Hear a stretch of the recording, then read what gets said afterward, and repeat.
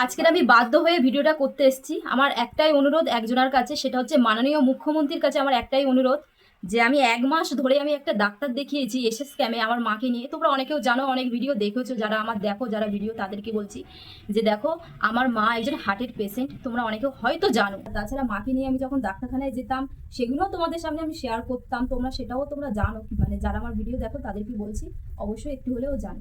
আগের মাসে 18 তারিখ আর আজকের 19 তারিখ, 1 মাস হয়ে গেছে আমি আমার মায়ের একটা ওষুধ কিনে আমি দিতে পারিনি। কেন পারিনি? শুধুমাত্র ডাক্তারের হাতের লেখার জন্য আমি পারিনি একটা ওষুধ কিনতে।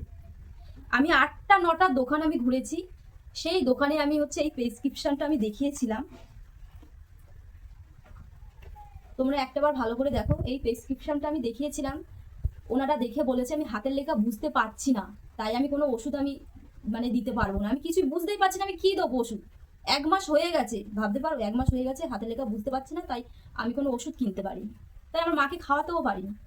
মাননীয় মুখ্যমন্ত্রীর কাছে আমার একটাই অনুরোধ, হাত জোর করে আমি অনুরোধ করছি, যে সমস্ত ডাক্তাররা এই যে ইজিভিজি লেখাগুলো করছে তাদেরকে অবশ্যই বলা দরকার যে এমন লেখো যাতে আরো সাধারণ 5টা মানুষ তারা বুঝতে পারে, ওষুধ কিনে খেতে পারে। আমার মতন অনেক মানুষ আছে, তারা কেউ ওষুধ কিনে খেতে পাচ্ছে না, তার মাদের কি তার দাদাদের কি যাই হোক না কেন, তারা তাদেরকে খাওয়াতেও পাচ্ছে না শুধুমাত্র ডাক্তারদের হাতের লেখার জন্য।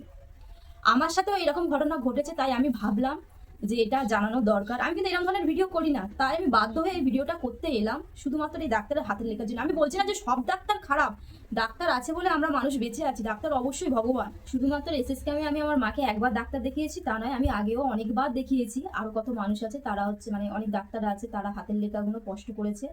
আর আমি এবারে যাকে আমি দেখিয়েছি, আমি বলছি না যে উনি খুব খারাপ, অত্যন্ত খুব ভালো মানুষ, যত্ন সহকারে আমার মাকে দেখেছে, আর খুবই ভালো মানুষ আর খুব ভালো একজন ডাক্তার।